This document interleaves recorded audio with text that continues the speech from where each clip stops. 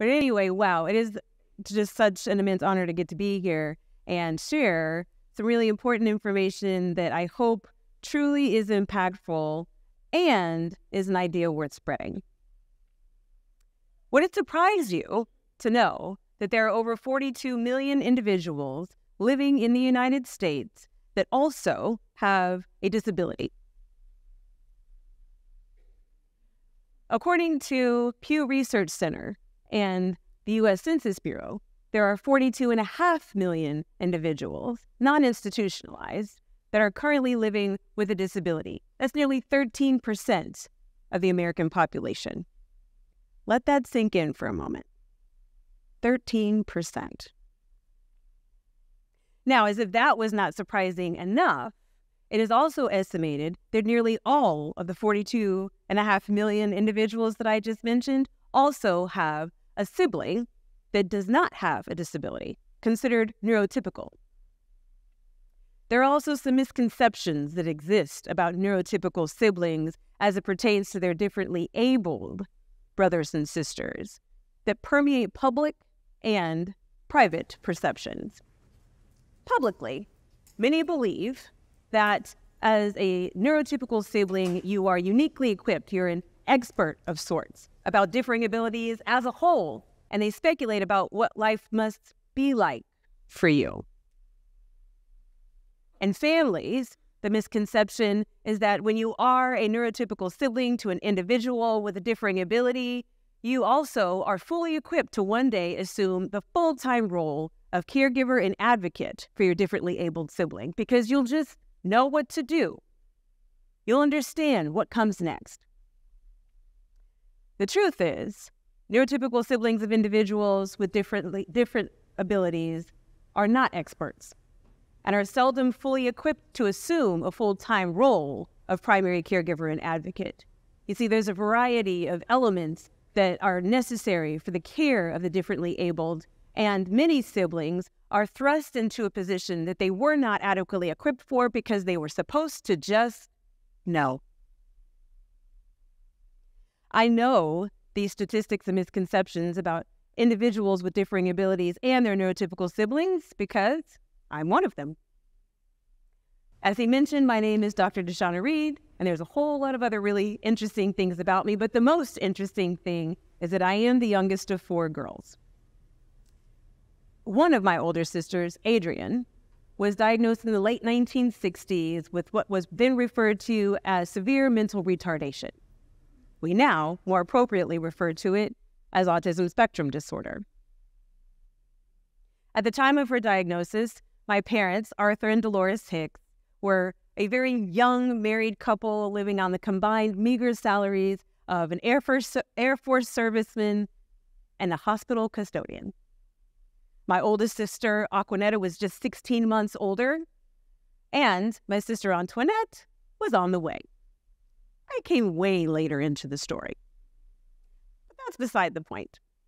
Going back to my parents, at the time, doctors told them that Adrienne would largely exist in a vegetative state, more and more so persistent as she aged, and that she would not be able to do even the most basic of tasks. She would need around-the-clock care. It would never be able to do educational things such as reading or writing or even basic arithmetic reasoning. My parents were devastated. They were completely confused, and they had no frame of reference on how to raise a differently abled child while also raising children who were not. One thing that was absolutely unacceptable to them was to buy into public perceptions about individuals with differing abilities in their families. It was also completely unacceptable for them to assume that we would one day just know. So, they mustered the courage and leaned into the unknown and brought us girls into the fold over the years. It was extremely important for them to have us know what they knew. And so they had open, honest conversations with us about 3 essential aspects of caregiving and advocacy that we would one day need to serve in our respective roles. One was legal guardianship. With legal guardianship, they decided that it was best for them to obtain full guardianship over Adrian, considering it would be very difficult for her to make full, important decisions on her own. That meant that they were able to make decisions for her beyond the age of legal adulthood and advise what would be best for her care later on. It also allowed them to help us understand what our role would one day be, considering we would very well assume that role too. Regulations vary by state, and there are lots more options now than, of course, there were in the 1960s. And so it's important for parents to research these options early and often and bring your neurotypical children into the fold. The second important thing was financial management. You see, this was of particular importance to my parents because they knew that this was one of the top ways that individuals with differing abilities were taken advantage of. So my parents decided early on to apply for Social Security income, or SSI, because they knew Adrian would most likely not be able to work independently and earn her own income, a sustainable wage even. They established a bank account on her behalf where her monthly deposits went in, and in later years, my father and I would openly discuss special needs trusts, which are special accounts that a trained financial advisor can establish for families and also can provide guidance to neurotypical siblings who will one day become the caregiver and possibly trustee. The third and most important thing to my parents was community involvement. You see, back then, they felt largely isolated from many families because of the uniqueness of our family.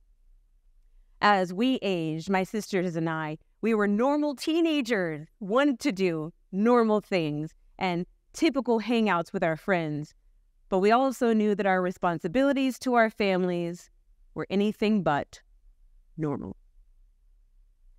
Nonetheless, our parents encouraged us to get involved in extracurricular activities. I was a dancer. One of my sisters went on to become part of beauty pageants, and the other went on to do JROTC, which actually paid off really well in the end. My parents established a community of their own, connecting with other families with differently abled children, providing them with education and resources and referrals and all of the things that they had acquired through the School of Hard Knocks. Today, there are millions of opportunities available for families of individuals with differing abilities that provide support, education, and much-needed respite.